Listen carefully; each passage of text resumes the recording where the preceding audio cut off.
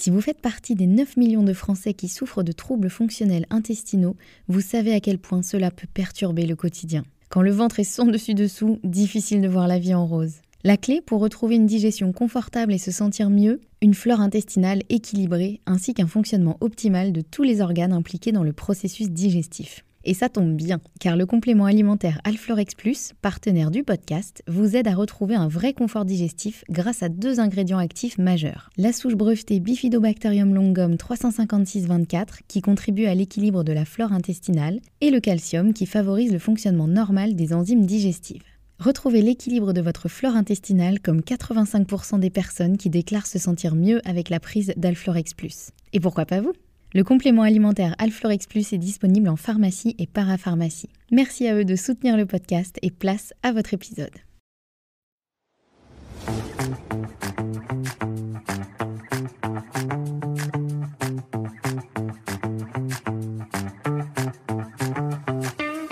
Bienvenue sur le podcast Bien dans mon ventre, le podcast à destination de toutes les personnes qui veulent faire la paix avec leur ventre et des professionnels de santé qui veulent approfondir la prise en charge des troubles digestifs.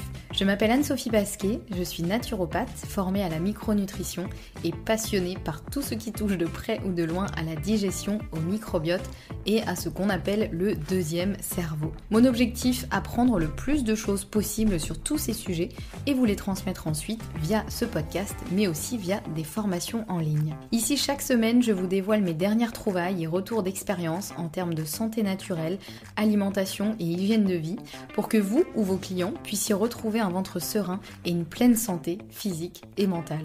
Bonne écoute! Bonjour et bienvenue dans ce nouvel épisode. Aujourd'hui, c'est l'épisode numéro 111 dans lequel nous allons parler des liens entre l'endométriose et le syndrome de l'intestin irritable. Vous avez été nombreuses à me demander de parler de ce sujet et je l'avais un petit peu évoqué dans les précédents épisodes que j'ai fait sur l'endométriose. Si vous ne les avez pas encore écoutés, je vous remets le lien vers ces épisodes en description. Donc j'avais un petit peu évoqué effectivement le lien entre l'endométriose et le syndrome de l'intestin irritable, mais comme je vous disais, ça nécessitait d'en faire un épisode à part entière puisqu'il y a beaucoup de choses à dire sur le sujet. Déjà tout simplement parce que les personnes qui souffrent d'endométriose ont 2 fois plus de risques de recevoir un diagnostic de syndrome de l'intestin irritable en parallèle. Ça, c'est pas moi qui le dis, c'est une étude qui a démontré ça. Et d'ailleurs, il y a aussi beaucoup de syndromes de l'intestin irritable qui sont en réalité des endométrioses digestives. Les deux, en fait, sont quand même très très liés. Les deux se confondent souvent et c'est vrai que les deux vont souvent de pair. Si vous souffrez vous-même d'endométriose, il est fort probable que vous souffriez également d'un syndrome de l'intestin irritable, en tout cas que vous ayez des symptômes digestifs.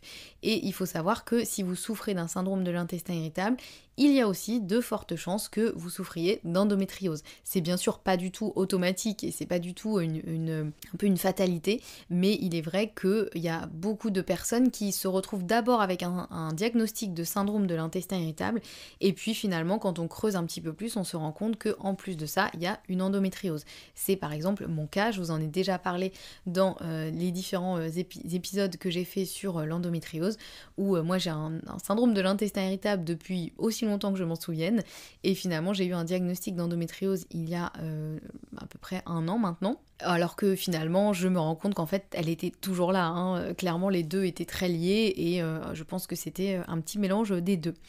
Donc déjà, il y a ça, et puis il faut savoir que peut-être si vous connaissez un peu l'endométriose ou si vous souffrez d'endométriose, vous connaissez ce terme d'endobélie, c'est un terme qui a été inventé et qui est simplement cette situation quand le ventre gonfle d'un coup et devient douloureux. Ça peut arriver vraiment de manière assez rapide, en quelques minutes on peut se retrouver d'un coup avec le ventre qui gonfle et qui devient douloureux et ça gonfle parfois beaucoup et puis ça fait aussi quand même très mal.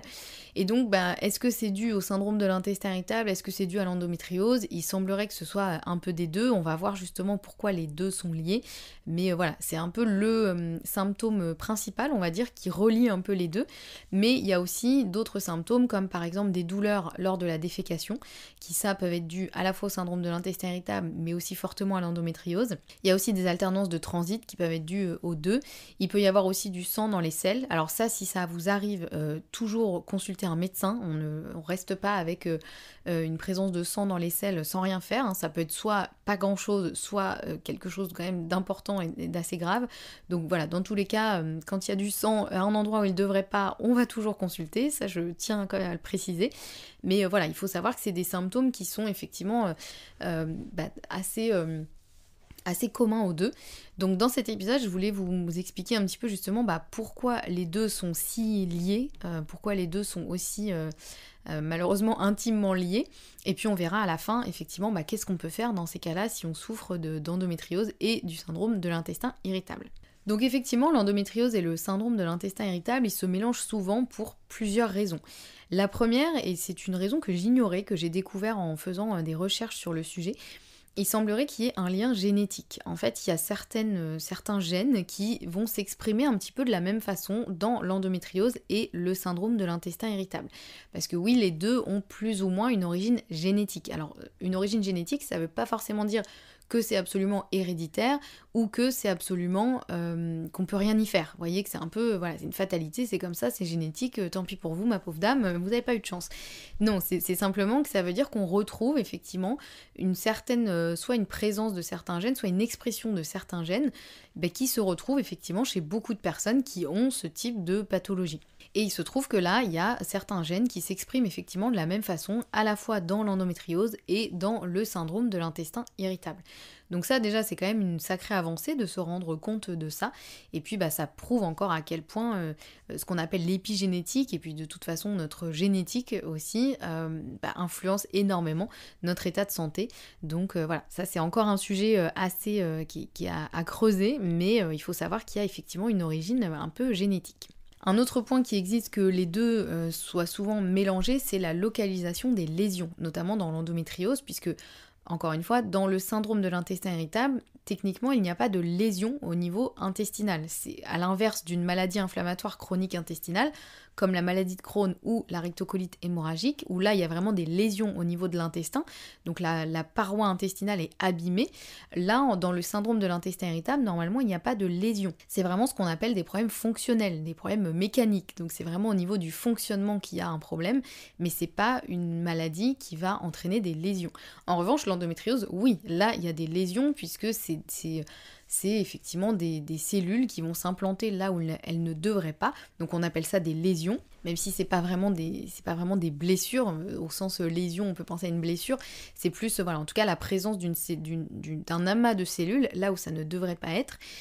Et il faut savoir que c'est tout simple, hein, c'est physique, la sphère gynécologique et la sphère digestive sont hyper proches, hein, ça il n'y a pas besoin d'avoir fait Bac+12 pour le savoir, et donc elles sont tellement proches que si jamais il y a une lésion d'endométriose qui est inflammée, qui gonfle, notamment au moment des règles, mais pas que, les organes d'à côté, il y aura des conséquences sur eux. Ça peut créer déjà des douleurs, hein, tout simplement, parce que ça gonfle, ça active certains nerfs, donc ça fait mal, et puis parfois on a mal au ventre, on ne sait pas exactement, est-ce que c'est plutôt l'intestin, est-ce que c'est l'utérus, est-ce que c'est autre chose, enfin, comme tout est vraiment hyper condensé et vraiment les uns à côté des autres, c'est parfois difficile de se rendre compte vraiment de l'endroit précis qui fait mal. Parfois c'est une douleur qui est plutôt diffuse dans tout le ventre, mais son origine peut rester un petit peu floue, et ça peut créer aussi donc des douleurs soit au niveau de l'intestin, soit au niveau aussi du rectum, et aussi parfois dans les jambes, si notamment ce qu'on appelle les ligaments utérosacrés sont touchés.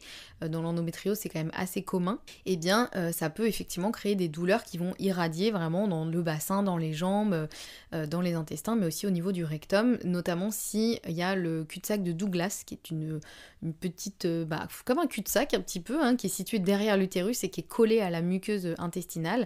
Et bien s'il y a des lésions à ce niveau-là, effectivement ça peut faire mal au niveau du rectum. Donc voilà, ça peut, en fait, tout est tellement proche que ça peut aussi, les organes s'impactent les uns les autres. Il faut savoir que ces lésions aussi, elles peuvent créer des adhérences, donc ce qui fait que ça va altérer la mobilité des organes, puisque normalement dans le ventre, tout est censé un petit peu bouger, en tout cas les organes glissent un peu les uns contre les autres, alors c'est des micro-mouvements, hein, vous vous doutez bien, mais ils sont quand même super importants ces mouvements, puisque nos organes, ils sont faits pour bouger, pour fonctionner, notamment l'intestin qui se contracte à longueur de journée. Donc voilà, il faut savoir que si jamais il y a des adhérences qui se créent à cause de certaines lésions, donc il y a des organes qui vont un peu se figer les uns contre les autres, bah forcément ça va moins bien fonctionner, et donc bah, ça crée aussi des troubles fonctionnels. Pour le coup, là c'est encore une fois ces troubles fonctionnels, puisque ça veut dire que les organes vont moins bien fonctionner, et donc ça va faire mal, faire des inconforts, des symptômes, etc., etc. Un autre point aussi, c'est que on rejoint un peu la localisation des lésions, mais c'est vrai qu'à la base, les lésions d'endométriose, elles sont plutôt liées à la sphère gynécologique, donc c'est plutôt en général les ovaires, l'utérus, etc. Mais il se trouve qu'il y a aussi beaucoup de cas dans lesquels les lésions vont carrément envahir le digestif, notamment justement au niveau du cul-de-sac de Douglas, dont je vous parlais juste avant, qui est situé donc vraiment derrière l'utérus et qui est collé à la muqueuse intestinale. Et les lésions, elles peuvent aussi carrément envahir la muqueuse intestinale, donc là on parle d'endométriose digestive, hein, clairement. Donc comme je vous ai dit juste avant, là ça va créer de l'inflammation, des adhérences, de la perturbation de la mobilité, des douleurs, enfin voilà, forcément là c'est carrément c'est même plus juste la proximité des organes, c'est aussi carrément que les lésions vont venir impacter au niveau digestif. Et encore une fois, c'est pas même on peut avoir une petite endométriose, c'est-à-dire dans le sens où les lésions sont pas forcément grosses en taille, mais elles peuvent quand même impliquer énormément de conséquences, énormément de douleurs, ou voilà. Donc c'est pas proportionnel en fait. C'est pas parce que je dis ça parce que peut-être que vous avez eu un diagnostic d'endométriose, mais le médecin vous a dit ça va, c'est une petite endométriose, vous n'avez que des petites lésions par exemple, donc c'est pas très grave, voilà, il n'y a pas besoin d'opérer ou il n'y a pas besoin de quoi que ce soit, et c'est plutôt une très bonne nouvelle, mais il faut savoir que c'est pas pour autant que ça veut dire que les symptômes et les douleurs seront petits aussi. Malheureusement, c'est pas forcément corrélé. Des fois, on retrouve des cas d'endométriose vraiment très présente, assez profonde et volumineuse, et pour autant, les symptômes sont plutôt minimes chez certaines personnes. Et à l'inverse, des fois, il y a des cas d'endométriose peu profonde ou de petite endométriose qui, au contraire, vont créer des douleurs et des symptômes terribles. Et ça peut être aussi l'inverse aussi, hein, peut aussi être vrai, c'est-à-dire une petite endométriose peut faire aussi des petits symptômes et une grosse endométriose des gros symptômes. Mais tout ça pour dire que c'est pas forcément le diagnostic n'est pas forcément corrélé à vos symptômes, donc faut pas culpabiliser si vous vous dites mais moi j'ai des symptômes terribles alors qu'on m'a dit que j'avais une petite endométriose. Non, en fait c'est pas lié à la taille des lésions non plus, il y a plein de paramètres qui entrent en jeu, donc il faut le savoir. Donc voilà, vous voyez que là effectivement c'est un peu mathématique et c'est tout simple, hein, mais la localisation des lésions, déjà la proximité entre le gynéco et le digestif, et donc le fait que les lésions vont forcément envahir en premier le digestif, en premier la sphère gynéco, mais plus facilement vont envahir le digestif, même s'il y a aussi des cas de certaines lésions d'endométriose qui ont carrément migré dans le corps et qui sont arrivées à d'autres endroits, mais c'est quand même beaucoup plus rare. En général, ça va plutôt se diffuser à ce qui est à côté. Donc ça forcément, ça crée effectivement des symptômes, des douleurs, de l'inflammation, des adhérences, etc., etc. Un autre point aussi, c'est que l'endométriose, on sait que ça crée de l'inflammation de manière localisée, mais du coup l'inflammation, elle va impacter le digestif directement et indirectement, puisque à la fois il y a encore cette proximité qui fait que s'il y a une inflammation au niveau gynéco, forcément ça va aussi impacter le digestif qui est juste à côté, mais il faut savoir aussi que l'inflammation, peu importe son endroit dans le corps, ça va impacter tout le corps en général. C'est pas juste j'ai une inflammation à tel endroit, mais du coup tout le reste va bien. Quand il y a un processus d'inflammation, ça active le système immunitaire, ça active tous les mécanismes liés dans la gestion de cette inflammation, donc ça impacte un petit peu toute la santé. C'est pour ça d'ailleurs que en cas d'endométriose, souvent il y a énormément de symptômes de fatigue, parce que l'inflammation, déjà ça fatigue le corps en fait, ça lui demande beaucoup d'efforts, ça fatigue le système immunitaire, ça fatigue le corps, donc pareil, ne culpabilisez pas si vous avez des gros épisodes de fatigue et que vous comprenez pas trop pourquoi, eh bien il se peut que ce soit dû simplement à la présence de l'endométriose et donc de l'inflammation. Et cette inflammation, donc elle peut impacter le digestif, elle peut impacter le microbiote. Lui, il aime pas trop l'inflammation, hein, le microbiote, en général, c'est pas trop un cadeau pour lui. Donc ça va aussi perturber la digestion. Donc vous voyez un peu l'effet, c'est pareil, c'est un peu l'effet domino, c'est qu'on a de l'endométriose, on a de l'inflammation qui va perturber le microbiote, qui lui, à son tour, va perturber la digestion. Donc on a des symptômes digestifs, donc on peut se retrouver avec un syndrome de l'intestin irritable. Et puis enfin, dernier point, même si la liste n'est évidemment pas exhaustive, hein, il y aurait plein de parallèles à faire entre l'endométriose et le digestif, mais là je vous mets un peu les points principaux. Eh bien l'endométriose, elle implique généralement une hyperœstrogénie, c'est quand même souvent le cas dans l'endométriose, qui elle-même va impacter le microbiote et le digestif, puisque on sait aujourd'hui que les hormones vont jouer sur le microbiote et sur la muqueuse intestinale. C'est aussi pour ça qu'au cours d'un cycle menstruel, par exemple, notre digestion, elle sera pas forcément la même en première partie de cycle qu'en deuxième partie de cycle.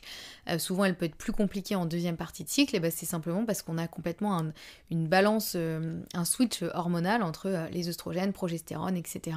Et on sait aujourd'hui qu'une hyperœstrogénie, elle va avoir tendance effectivement à impacter le digestif et le microbiote, mais on sait aussi que l'inverse est vrai, c'est-à-dire que si le microbiote est déséquilibré, il peut favoriser aussi une hyperœstrogénie via ce qu'on appelle l'estrobolome, qui est en fait une partie du microbiote qui va réactiver les œstrogènes qui normalement ont été désactivés par le foie et qui devraient s'éliminer normalement via l'intestin, via les selles. Mais dans certains cas, quand le microbiote est trop déséquilibré, il y a ce qu'on appelle l'estrobolome, qui est, on va dire, une partie du microbiote qui lui va réactiver ces fameux œstrogènes qui normalement étaient désactivés et qui va les relancer dans la circulation alors que le corps lui pensait les avoir éliminés. Et en fait le corps normalement il est très bien fait, il sait absolument combien il y a d'œstrogènes qui sont produits, combien il y en a qui sont éliminés, il y a un phénomène de rétrocontrôle qui fait que tout s'équilibre normalement en permanence de manière à peu près idéale. Sauf que si le corps il pensait avoir éliminé ces petits œstrogènes, que du coup il en a reconstruit à côté pour rééquilibrer tout ça, et que finalement ces œstrogènes ils sont réactivés par le microbiote et relancés dans la circulation sanguine alors que c'était pas prévu, ça crée un trop plein d'œstrogènes, donc ça crée une hyperœstrogénie qui elle-même va un petit peu favoriser l'endométriose. Donc vous voyez un peu de l'œuf ou de la poule entre le syndrome de l'intestin irritable, l'endométriose, lequel a entraîné lequel, c'est un petit peu compliqué. C'est un peu la grande question du siècle, j'ai envie de dire, en sachant que c'est pas forcément parce qu'il y a un syndrome de l'intestin irritable qu'il y aura ce phénomène d'estrobolome qui relance les œstrogènes dans la circulation. C'est un petit peu plus complexe que ça. Je veux pas que vous vous disiez « Ah mince, j'ai un syndrome de l'intestin irritable, donc je suis forcément en hyperœstrogénie puisque mon microbiote réactive les œstrogènes. » Non, c'est beaucoup plus complexe que ça. Il y a beaucoup de choses à prendre en compte, notamment la capacité de détoxification du foie, il y a effectivement l'équilibre du microbiote, la quantité d'œstrogènes qu'il y avait au départ.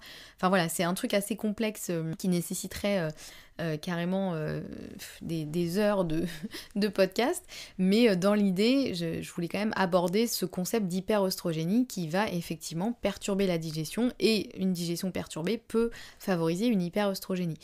Donc, vous voyez, c'est un petit peu le cercle vicieux, on va pas se mentir, c'est pas hyper encourageant tout ça. Mais voilà, vous voyez au moins un petit peu les liens qui peuvent exister entre l'endométriose et le syndrome de l'intestin irritable. Et donc maintenant, une fois qu'on sait ça, que faire Que faire si on sait qu'effectivement on a à la fois une endométriose et un syndrome de l'intestin irritable ? Là, je vais un petit peu enfoncer des portes ouvertes, mais bon, dans les grandes lignes, on va dire, la première chose à faire, évidemment, c'est de soigner son microbiote, sa digestion, son transit, notamment.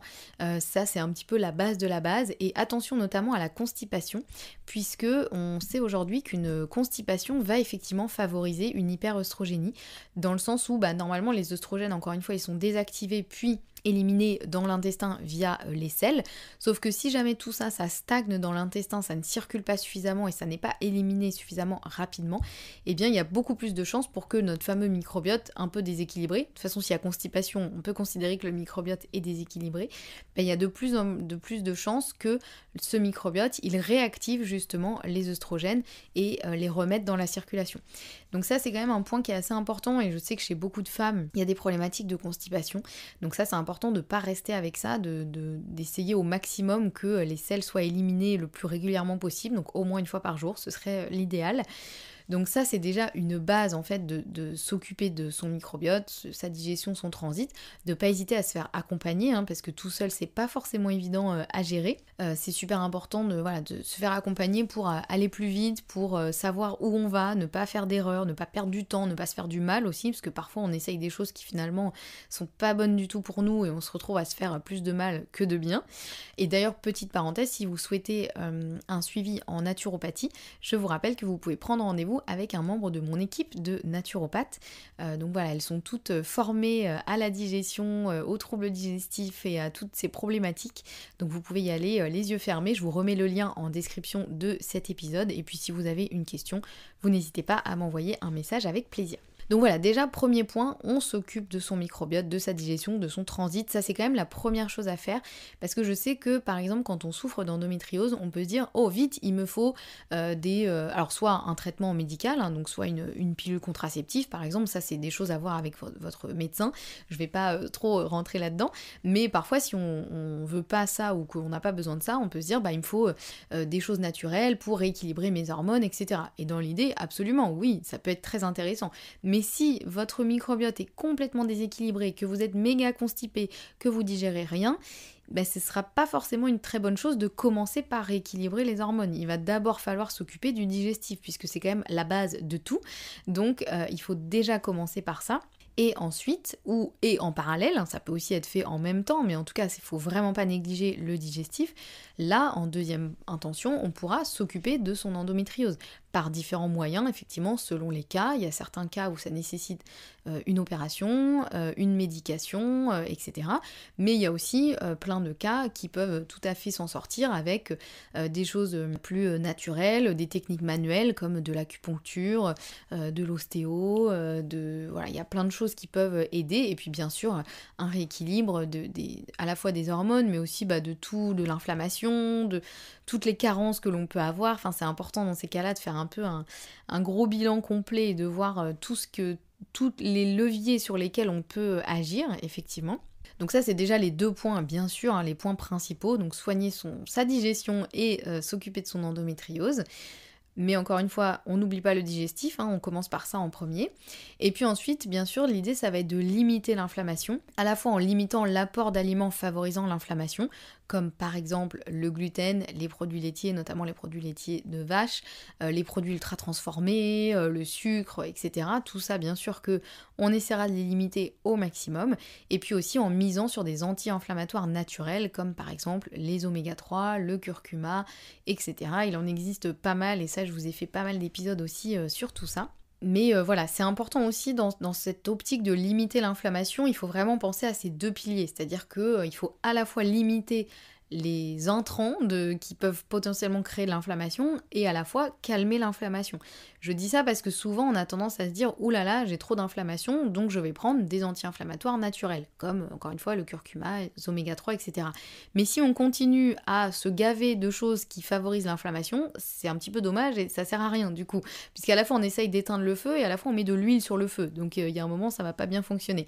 Donc il faut vraiment avoir ces 2 notions en tête, que bien sûr d'abord on coupe le robinet, on essaie d'arrêter de se gaver de choses qui créent de l'inflammation, et en plus de ça, on va miser sur des anti-inflammatoires naturels pour vraiment rééquilibrer tout ça. Même chose, n'hésitez pas à vous faire accompagner sur tout ça. Si c'est trop flou ou trop compliqué pour vous aujourd'hui, c'est complètement ok.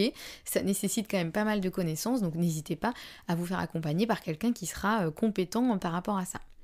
Et puis dernier point, évidemment, c'est soigner son hygiène de vie, on le dira jamais assez, mais que ce soit dans l'endométriose ou dans le syndrome de l'intestin irritable, l'hygiène de vie, elle est hyper importante. Et qu'est-ce que j'entends par hygiène de vie ? C'est avoir un bon sommeil, bien gérer son stress, prendre des vrais moments de relaxation, faire assez de sport ou d'activité physique, en tout cas bouger suffisamment, s'exposer à la lumière du jour. Bon, l'alimentation, j'en parle pas parce que j'en ai déjà parlé avant, même si bien sûr c'est un des piliers de l'hygiène de vie.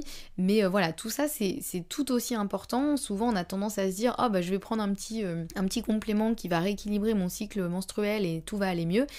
Malheureusement, ça ne marche pas comme ça. Malheureusement, ça ne suffira pas. En fait, à partir du moment où votre corps vous montre qu'il y a un déséquilibre, que ce soit, encore une fois, une endométriose, un syndrome de l'intestin irritable ou autre chose, eh bien, c'est le signe qu'il y a quelque chose qui ne va pas et qu'il faut rééquilibrer tout ça. Et en général, ça passe effectivement par revoir son hygiène de vie. Même si on a l'impression qu'on fait déjà les choses bien, si on est un peu honnête avec nous-mêmes, on se rend compte qu'il y a encore pas mal d'éléments sur lesquels on peut encore s'améliorer. Et là, je parle pour moi par exemple, hein. Honnêtement j'ai une hygiène de vie qui est quand même plutôt bien aujourd'hui, mais je sais qu'il y a encore des choses que je pourrais faire encore mieux. Donc quand il y a des moments où le corps m'envoie des signaux en me disant là ça va pas du tout, là il faut que tu changes ce que tu fais, j'ai pas d'autre choix que de l'écouter et de faire ce qu'il faut, en sachant que ça en vaut vraiment la peine, parce qu'après ça permet quand même de se sentir bien mieux. Et moi je vous l'ai déjà dit dans un autre épisode sur l'endométriose, honnêtement j'ai mis en place des choses suite à mon diagnostic d'endométriose que je n'aurais pas mis en place avant et sans ça, alors que je le savais très bien que c'était bon pour la santé, etc. Mais j'avais clairement la flemme, hein, soyons honnêtes. Mais le fait de savoir que j'avais cette pathologie, ça m'a forcé à mettre des choses en place. Et vraiment aujourd'hui, je me dis que c'était un énorme cadeau, parce qu'aujourd'hui, donc presque 1 an après ce diagnostic, je me rends compte à quel point je me sens tellement mieux, parce que j'ai mis en place des choses, ça m'a forcé à mettre en place des choses qui étaient inconfortables au début, mais qui aujourd'hui sont des vrais cadeaux, parce que mon niveau de bien-être et d'énergie et de santé physique et mentale est bien plus élevé que ce qu'il était avant. Et pourtant il était déjà pas mal, hein, honnêtement, je me sentais déjà plutôt bien, mais je me rends compte que ça m'a vraiment permis d'améliorer encore plus les choses, de trouver aussi mon équilibre, de savoir un peu ce qui est bon pour moi et ce qui me fait du bien, et ça c'est quand même un énorme cadeau. Donc voilà, j'espère que vous arriverez à le voir un petit peu comme ça selon votre situation. Je sais que c'est bien plus facile à dire qu'à faire, mais voilà, j'espère qu'en tout cas cet épisode vous aura permis d'y voir un petit peu plus clair sur les liens entre l'endométriose et le syndrome de l'intestin irritable, et puis surtout quelles sont les choses à faire. Je sais que on s'attend souvent à trouver un peu une pilule magique ou un truc où on se dit ah mais c'est bon, j'ai qu'à prendre ce petit truc là et puis tout ira mieux. Mais non, soyons honnêtes, hein, encore une fois, quand il y a un déséquilibre quel qu'il soit, il faut rééquilibrer tout ça, donc ça demande un effort, mais ça en vaut vraiment la peine. Donc j'espère que c'est un petit peu plus clair pour vous. Si vous souhaitez réagir à cet épisode, n'hésitez pas à m'envoyer un message sur Instagram ou par email, je suis toujours ravie de lire vos retours ou de répondre à vos questions. Et puis surtout, si vous aimez le podcast, n'hésitez pas à me mettre un avis et 5 étoiles sur votre plateforme d'écoute préférée. C'est vraiment ce qui permet de faire découvrir le podcast au plus grand nombre, donc un grand merci à celles et ceux qui prendront le temps de le faire. N'hésitez pas aussi à l'envoyer à l'un ou l'une de vos proches qui pourraient être concernés par cette situation et à qui ça pourrait faire du bien d'entendre ces choses-là. De mon côté, je vous retrouve mardi prochain pour un nouvel épisode, et en attendant, prenez bien soin de vous.